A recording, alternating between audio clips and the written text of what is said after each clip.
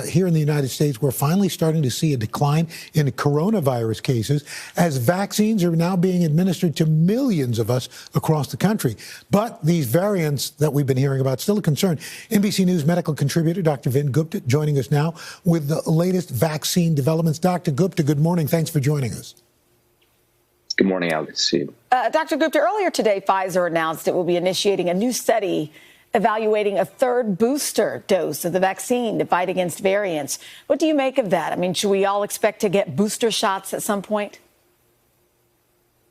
Good morning, Chanel. I think we all need to be prepared to be raising up our sleeve for that third shot, potentially later in 2021. I suspect early 2022, since we're really focused on just the first two shots in the case of Pfizer for as many Americans as possible. But this is going to be likely a routine because coronaviruses like to mutate and change. That's just part of their nature. And that's how they evolve. And so for the next few years, at minimum, I suspect we're going to be getting boosters annually. And Dr. Gupta, with this announcement of the FDA that Johnson & Johnson's single-dose vaccine, overall safe, highly effective against severe outcomes, they're meeting tomorrow to decide about emergency use. Do you expect this one to pass pretty easily? Well, Al, the safety profile for this vaccine was excellent. No serious adverse events, really just mild injection site soreness where you get the vaccine, maybe some body aches, really mild stuff. So safety profile excellent. And effectiveness critically was also off the charts, 85% and higher at averting serious pneumonia. So, I mean, this is a game changer. It's one dose, easy to store, Al. We need more of these doses for more people because it's just one shot, easy to store. And with that said, there are still people out there that are opposed to getting the vaccine, as you know, or perhaps waiting to get a specific one. You tweeted this powerful photo. We wanted to show everybody what COVID-ravaged lungs look like as compared to healthy ones. As we look at this picture, my goodness, what is your message here?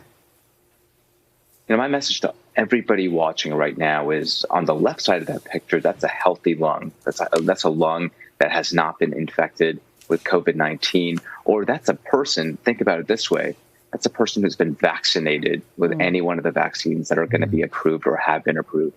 The image on the right, that's what severe pneumonia from COVID-19 looks like. All the vaccines, Chanel, prevent that from happening. They're so effective, extraordinarily effective at preventing that from happening.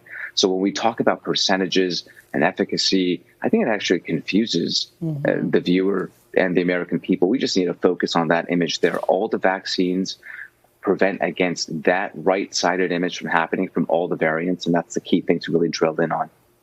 Speaking of variants, Dr. Gupta, we're hearing that there may be a new one in New York City. Do we need to be worried about this?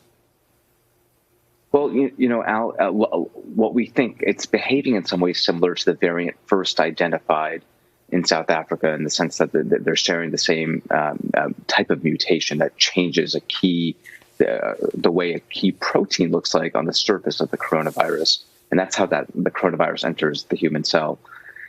This is what we need to keep in mind. Vaccines, one, are going to be effective in preventing severe disease from this variant that's now circulating in New York City. But two, you still need to remain vigilant, mask, distance, avoid non-essential activities until we reach herd immunity. It's just a few months away. So vigilance is really key here. Finally, nearly 20 million Americans have been fully vaccinated, if you will, receiving both shots as of Tuesday. But now we've heard some of those people have experienced symptoms after that second dose, like soreness or fevers. Should people be concerned if they don't have any reaction? Was that second vaccine still effective? People are asking us that question. I get that question all the time, Chanel. There's no link between the protective antibodies you're developing from the vaccine and whether or not you've experienced side effects. The two are not related whatsoever. So if you had light side effects, consider yourself lucky that you didn't have body aches and you weren't tired. So that's a good thing. That does not mean you're any less protected whatsoever. Well, Dr. Gupta, as always, I know you're busy with your day job, your real job. So we thank you for giving us your time this morning again. Thanks, Chanel. All right. And don't forget, for more on how you can sign up for your vaccine, or if you need a little help, Comcast and NBC Universal has personalized this interactive tool. It's at planyourvaccine.com. You can find out when and where you can receive the shot in your state. That's right. There you go. Hey, thanks for watching our YouTube channel. Find your favorite recipes, celebrity interviews, uplifting stories, shop our favorite deals, and so much more with the Today app. Download it now.